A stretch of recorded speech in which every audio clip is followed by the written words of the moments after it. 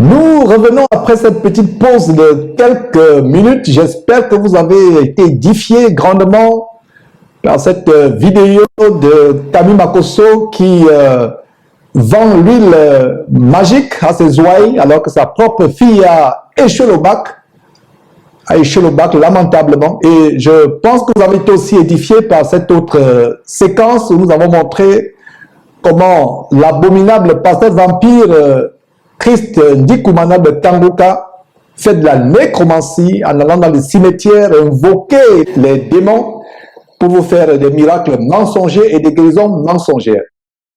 Nous allons poursuivre en allant du côté des États-Unis avec cette abominable fille d'Isabelle, Joyce Meyer, cette vieille femme, âgée de près de 80 ans. Elle aura 80 ans dans quelques jours, dans quelques semaines, autant pour moi. Cette femme qui enseigne la parole de Dieu, et comme je vous l'ai annoncé il y a quelque temps, cette femme qui a fait quelque chose d'abominablement abominable, outre l'abomination du fait qu'elle est pastrice ou pastoresse, la Bible interdit à la femme d'enseigner ou d'être pasteur ou d'être pastrice, il n'y a même pas de nom. Et comme je vous ai toujours dit, si vous écoutez une femme enseigner, vous écoutez directement Satan. Dieu interdit à la femme d'enseigner. Aucune femme n'a enseigné la parole de Dieu. Aucune femme n'est allée dans le temple ouvrir la Torah pour enseigner. Ils aiment prendre l'exemple de Déborah. Déborah n'est jamais allée dans le temple ouvrir la Torah pour enseigner. Elle aurait été lapidée. Aucun disciple de Jésus-Christ n'a enseigné la parole de Dieu étant une femme.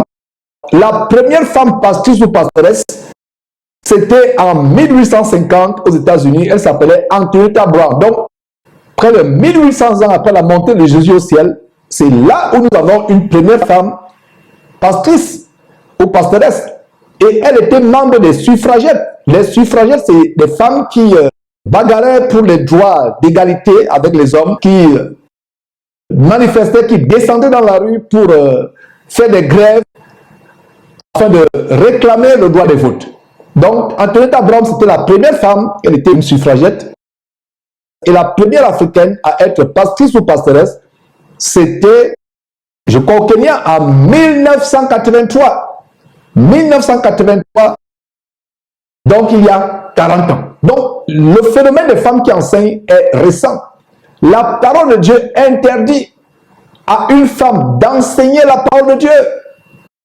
Nous voyons cela en 1 Timothée, chapitre 2, à partir du verset 9. 1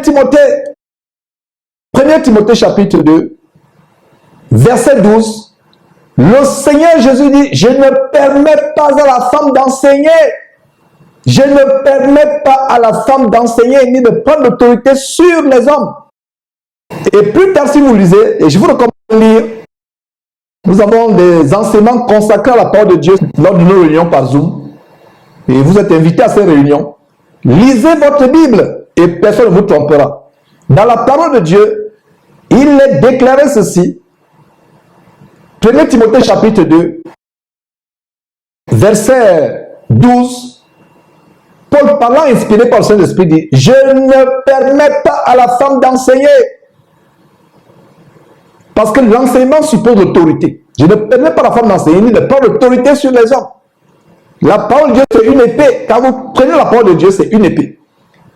Et les gens vont dire que non, c'était l'apôtre Paul qui était misogyne. Mais qu'en est-il de Jésus-Christ? En Apocalypse chapitre 2, verset 20, Jésus étant déjà au ciel, après sa résurrection, plusieurs années après qu'il soit monté au ciel, depuis le ciel, il parle à Jean. Et qu'est-ce qu'il dit à Jean? En Apocalypse chapitre 2, verset 20, ce que j'ai contre vous, c'est que tu laisses la fille se dit Jézabel enseigner et séduire mes disciples pour qu'ils se livrent la débauche. Qu'est-ce que Jésus dit à l'église de Thyatire? En Apocalypse chapitre 2, verset 20, l'église de Thyatire, ce que j'ai contre toi, pourtant c'est une église que le Seigneur Jésus louait, qu'il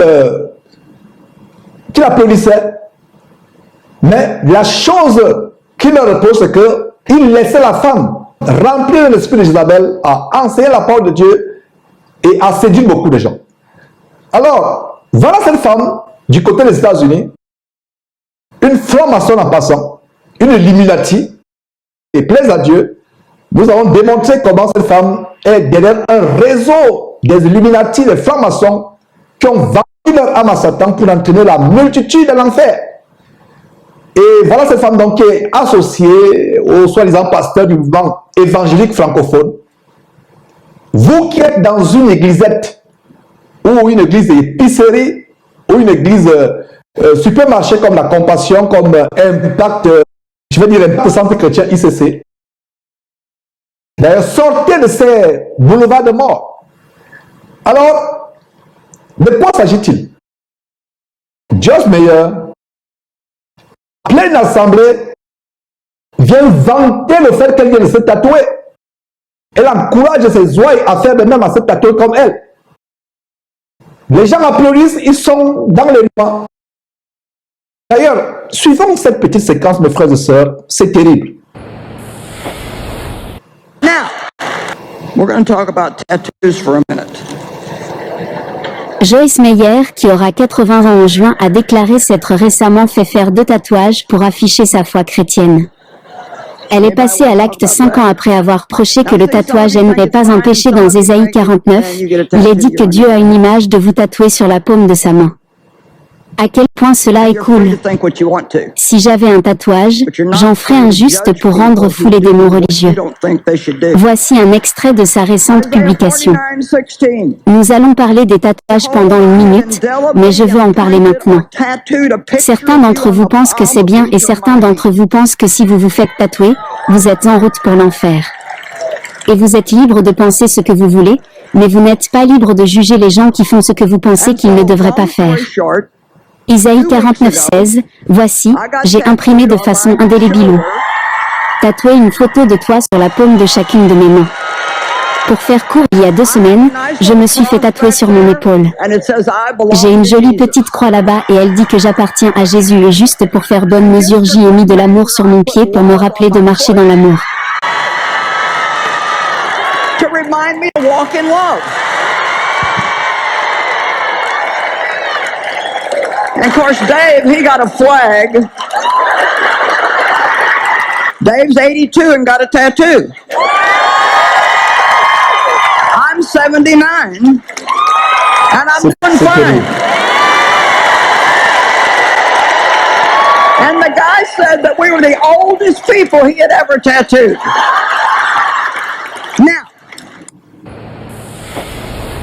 voilà une femme qui va vers le crépuscule de sa vie sur terre. C'est une grâce d'atteindre 79 ans, 80 ans. Parce qu'à cet âge, si on atteint cet âge, c'est que Dieu nous donne l'opportunité de nous repentir si on ne le fait pas encore. Voilà comment elle encourage les gens, elle déchiquette la parole de Dieu, la séduction.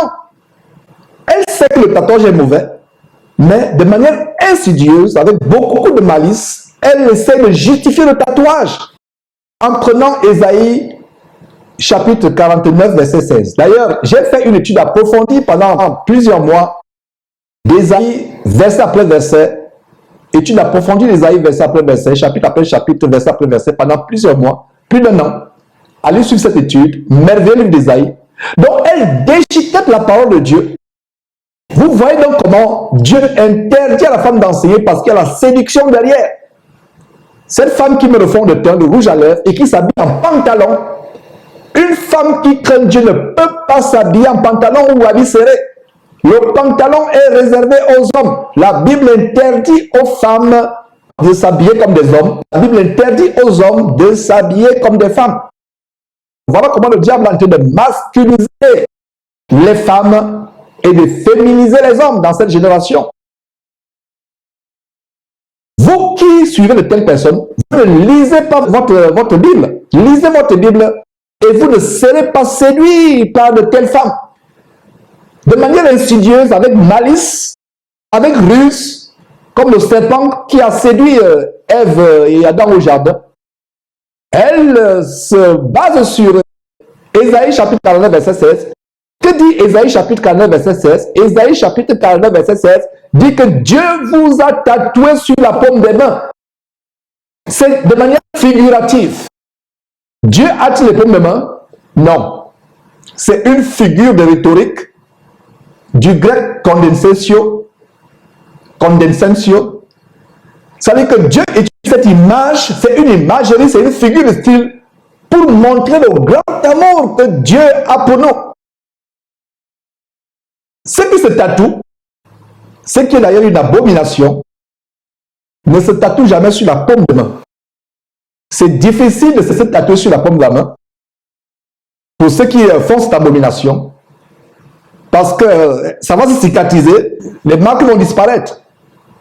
Et outre cela, ça fait tellement mal de se tatouer sur la paume de la main, parce qu'il y a les nerfs qui sont sur la paume de la main, qui sont connectés directement au cerveau et au cœur. C'est tellement douloureux. Donc Dieu nous montre son grand amour en nous disant que lui, il a pu nous tatouer sur la paume de sa main. C'est une figure pour montrer le grand amour fort de Dieu. Il nous a tatoué là où aucun homme ne peut se tatouer et là où ça fait tellement mal. Mais est-ce que Dieu peut avoir mal? Non. Est-ce que Dieu a une main? Non. La Bible nous dit en Jean chapitre 4, verset 24 que Dieu est esprit. Personne n'a jamais vu Dieu. Donc quand Dieu dit qu'il nous a tatoué sur la paume de sa main, il utilise un langage que les hommes peuvent comprendre. C'est une image. Ça ne veut dire pas que Dieu se tatoue. Et même si Dieu pouvait se tatouer, hypothèse d'école, ce qui n'est pas le cas, mais supposons, hypothèse d'école, que Dieu pouvait se tatouer. Si Dieu se tatoue, ça ne veut dire pas que nous allons aussi nous tatouer. Ce n'est pas la parole de Dieu.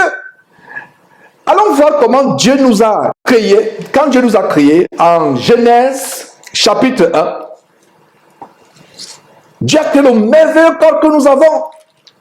Et nous ne pouvons pas détruire le corps que nous avons. Ce merveilleux corps que Dieu a créé, nous ne pouvons pas le corriger.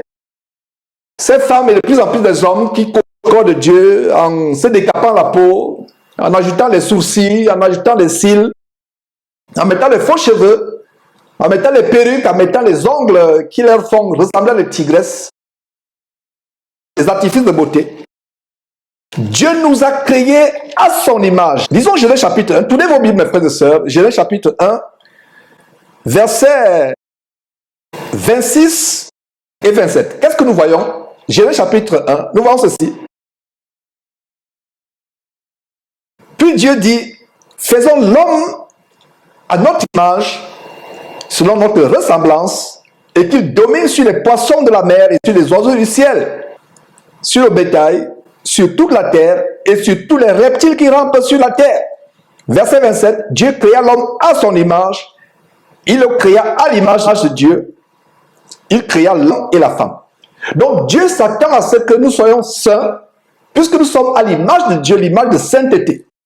Et à la fin de ce chapitre premier, voyons comment Dieu conclut son œuvre créationniste, ou créationnel, autant pour moi, en Genèse chapitre 1, verset 31. Il a dit, Dieu vit tout ce qu'il a fait et voici, cela était bon. Soulignez dans votre Bible, au verset 31, Genèse chapitre 1, verset 31, Dieu vit que cela était bon. Dieu vit que cela était bon. Donc, tout ce que Dieu a fait sur notre corps est bon. Si Dieu t'a fait court, c'est pour un but. Il sait pourquoi. Si tu as fait grande taille, géant, si tu as fait sombre de peau, ou très blanc, ou pâle, il sait pourquoi il l'a fait. Tu ne vas pas aller te bronzer parce que tu es tellement pâle ou te décaper la peau. Dieu sait comment il a créé chaque individu, chaque homme ou chaque femme sur terre. Il t'a créé avec des cheveux crépus. Il sait pourquoi. Il t'a créé avec des cheveux longs. Il sait pourquoi. Les gens qui veulent corriger Dieu. C'est terrible, mes frères et sœurs, comment de telles femmes peuvent entraîner des foules et des foules, des masses en enfer. Et je suis content, mes frères et sœurs, que nous avons repris avec Jésus-Christ TV sur cette nouvelle chaîne de télévision que Dieu a rendue disponible pour dénoncer de plus en plus de telles choses, de telles femmes. La femme ne peut pas la parole de Dieu. Elle déchiquette la parole de Dieu en enseignant les doctrines de démons en disant que Dieu s'est tatoué sur la paume de ma main, alors vous pouvez aussi vous tatouer. Et elle sait qu'il y a une réticence dans la foule, c'est pour ça qu'elle les amadoue avec beaucoup de raisonnement humain, avec beaucoup d'intelligence humaine. Voyez comment, en Somme chapitre 139, comment David s'écrit. Lisons du verset 13 à 14. Qu'est-ce que David dit? C'est toi qui m'as formé, plutôt autant pour moi, c'est toi qui as formé mes reins, qui m'as tissé dans le sein de ma mère. Je te loue de ce que je suis une créature merveilleuse. Je te loue de ce que je suis une créature merveilleuse. Peuple de Dieu, voilà ce que je vous enseigne. À partir d'aujourd'hui, faisons comme David, louons Dieu de ce que nous sommes une créature merveilleuse. Je suis sombre de peau, très noir. Je rends grâce à Dieu de ce que je suis une créature merveilleuse. Je suis très blanc, très pâle. Je rends grâce à Dieu de ce que je suis une créature merveilleuse. Je suis albinos, je suis roux. Je rends grâce à Dieu de ce que je suis une créature merveilleuse. Regardez Somme 139 à nouveau. David reconnaît que c'est Dieu qui l'a créé. Si tu reconnais, toi, soi-disant chrétien ou soi-disant chrétienne, que c'est Dieu qui t'a créé, rends grâce à Dieu pour ton corps. Quand tu commences à mettre les faux ongles, les faux seins, les fausses fesses, les faux cils, les faux cheveux, tu te décales la peau avec des huiles qui donnent le cancer plus tard. Tu reconnais par là que c'est pas Dieu qui t'a créé. Pourtant, quand tu lis la Bible, tu vas dans les temples de mort chaque dimanche, soi-disant église. On t'enseigne que c'est Dieu qui t'a créé. Mais toi, quand tu dénatures le corps que Dieu t'a donné, de manière indirecte, de manière tacite, de manière implicite, tu reconnais que c'est pas Dieu qui t'a créé. La meilleure façon de reconnaître que c'est Dieu qui t'a créé, c'est de t'accepter comme tu es. Peu importe ce que tu as, les cheveux crépus, les cheveux très fins, peu importe. Les Africains de plus en plus veulent avoir les cheveux des blancs, et c'est depuis des années. Complexe, je ne sais pas quel complexe, c'est même une position diabolique. Et il y a une nouvelle tendance au Japon où les Japonaises veulent avoir les cheveux crépus comme les Africains. Voilà ce qui est arrivé, mes frères et sœurs, la race humaine. Vouloir changer la peau, vouloir changer le corps, vouloir le dénaturer, c'est une rébellion contre Dieu. C'est une rébellion contre Dieu. Comme je l'ai toujours dit dans les enseignements, allez à un musée. On dit que le Louvre, c'est l'un des musées les plus grands du monde, ou le musée Smithsonian à Washington, DC, aux États-Unis. Allez dans un musée, entrez dans le musée, prenez un couteau, dirigez-vous sur cette peinture stupide, qu'on dit la plus grande, soi-disant, peinture du monde, la Joconde de Michel-Ange. Allez gratter cette stupide peinture, vous aurez toute la police du monde entier derrière vous. Grattez cette peinture stupide et sortez. Grattez la Joconde et sortez. Vous aurez toute la police du monde entier derrière vous. Vous aurez la CIA, le FBI, le successeur du KGB en Russie. Vous aurez le Mossad, toutes les polices africaines, Interpol derrière vous. Parce que vous avez gratté quoi? La Joconde, une peinture stupide de quelqu'un qui a été inspiré par les démons, qui en passant s'est déguisé en femme et s'est peint lui-même. Michel-Ange, au Moyen-Âge.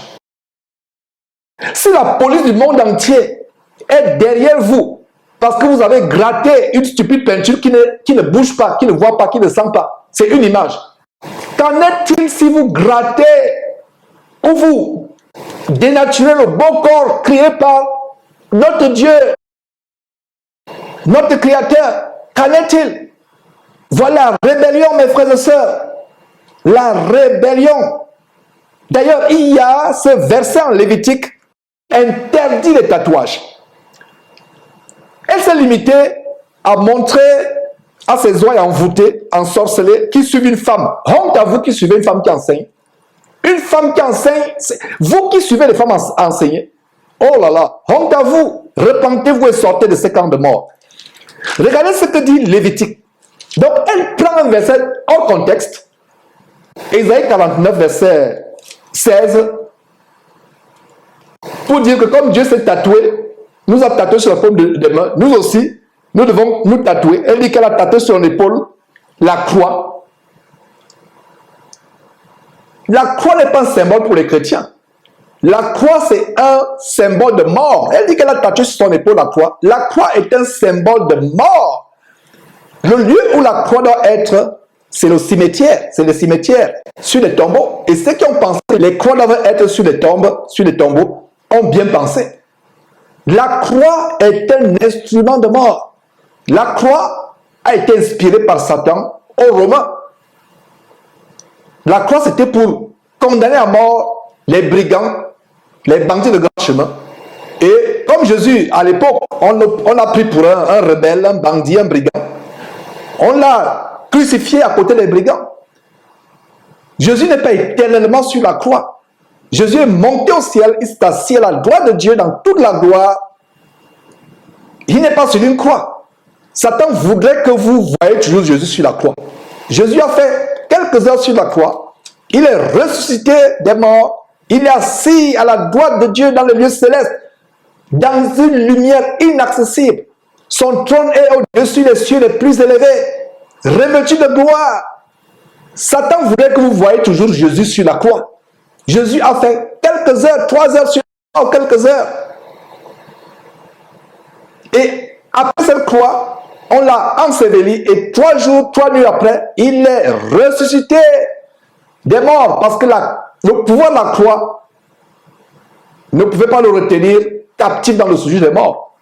Dieu l'a ressuscité puissamment. Donc vous qui allez dans les temples où il y a la croix, vous qui avez des boucles d'oreilles en croix, c'est d'ailleurs une abomination d'avoir les boucles d'oreilles, de se percer les oreilles comme on va voir, ou de se tatouer le corps. Donc vous qui allez dans les temples, soi-disant églises, qui ont des croix, vous qui avez les Bibles avec des croix, vous qui avez les objets dans votre maison avec des croix, si vous avez des croix dans vos maisons, c'est des boulevards pour le domaine le royaume de Satan, le monde des démons.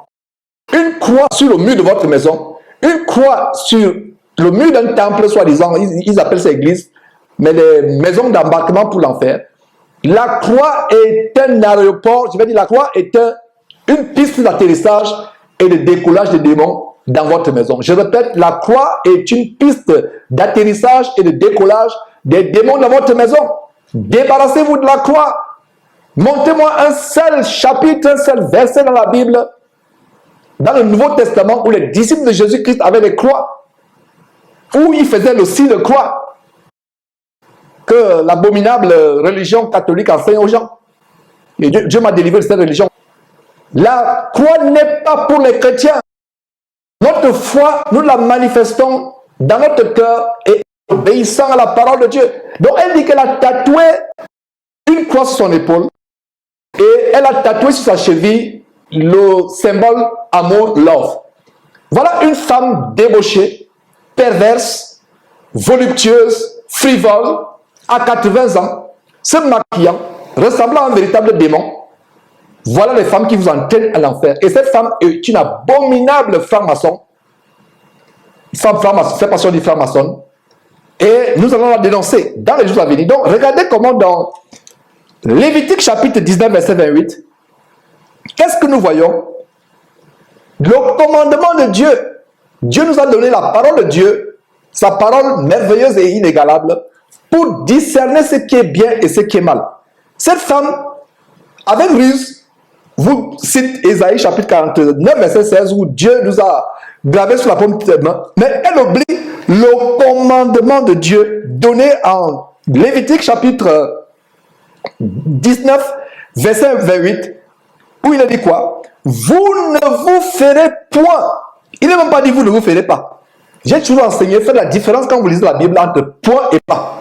Il a dit, vous ne vous ferez point, absolument point. Il n'y a pas d'exception, il n'y a pas d'excuse. Vous ne vous ferez point. La Bible ne se contredit pas. Dieu a dit qu'il nous a tatoués sur la paume des mains. Il nous a tatoués sur la paume de ses mains pour montrer son grand amour envers nous. Il n'a pas dit qu'on doit se tatouer. Sinon, il se contredirait. Il contredirait Lévitique chapitre 19, verset 28. La parole de Dieu ne se contredit pas. Vous ne vous ferez point d'incision. Lisez la parole de Dieu. Ouvre ta Bible, toi qui me suis actuellement. Lis ta Bible. Lévitique chapitre 19, verset 28. Lis ta Bible. Tu vas fuir de telles femmes qui vous entraînent en enfer. Vous ne vous ferez point. Il n'a même pas dit vous ne vous ferez pas. Il a dit vous ne vous ferez point d'incision. Incision, c'est scarification, c'est tatou, percer, même percer les oreilles. Nos filles à nous, mon épouse et moi, n'ont pas les oreilles percées. Parce qu'on leur a enseigné que c'est grave, c'est dénaturé le beau corps de Dieu. Vous voyez, vous ne vous ferez point d'incision dans votre chair, point mort, et vous n'imprimerez point de figure sur vous. Regardez ce qui se tatoue. Des fois, ils mettent des serpents sur le corps, des monstres, des dragons, des choses vraiment bizarres. Les tatous sont inspirés par les démons. Si tu as les tatous sur ton corps, sache que tu as été inspiré par les démons pour le faire. Et maintenant, si tu es devenu chrétien, si tu peux les faire enlever par un laser, fais-le. Mais sinon, tu es déjà une nouvelle créature en Christ parce que tu as fait ces choses dans l'ignorance, tu t'es repenti, Dieu t'a pardonné. Dieu dit que tu ne te feras point d'incision dans la chair pour le mort. Dans les traditions animistes asiatiques ou africaines ou peu importe, sud-américaines, vous voyez les gens qui se font inciser pour des morts, ils se flagellent avec des couteaux. D'autres se font tatouer. La culture occidentale, moderne et même mondiale aujourd'hui, c'est se tatouer. Vous avez l'amour pour quelqu'un, vous tatouez sa photo sur votre corps, etc. Vous ne vous imprimerez point. Et vous n'imprimerez point de figure sur vous. Ça me fait plaisir de dénoncer cette femme. Et ce n'est pas pour tout le monde que nous dénonçons. Les vraies brebis écoutent la voix du Seigneur Jésus-Christ, écoutent la parole du Seigneur Jésus-Christ que je prêche et vont suivre. Terminons avec 1 Corinthiens chapitre 3 qui montre comment c'est terrible de vouloir corriger, de vouloir dénaturer le beau corps que Dieu nous a donné. 1 Corinthiens chapitre 3 nous dit ceci. À partir du verset 16, notez cela, lisez, ouvrez vos Bibles avec moi. 1 Corinthiens chapitre 3. Ne savez-vous pas que vous êtes le temple de Dieu et que l'Esprit de Dieu habite en vous? Si quelqu'un détruit le temple de Dieu, Dieu le détruira. Voilà. Dieu le détruira. C'est ce que Dieu dit. Si quelqu'un détruit le temple de Dieu, ça dit dénature, essaie de corriger, Dieu va le détruire. C'est ce que Dieu déclare. Dieu le détruira. Qu'est-ce qui arrive à ceux qui se tatouent?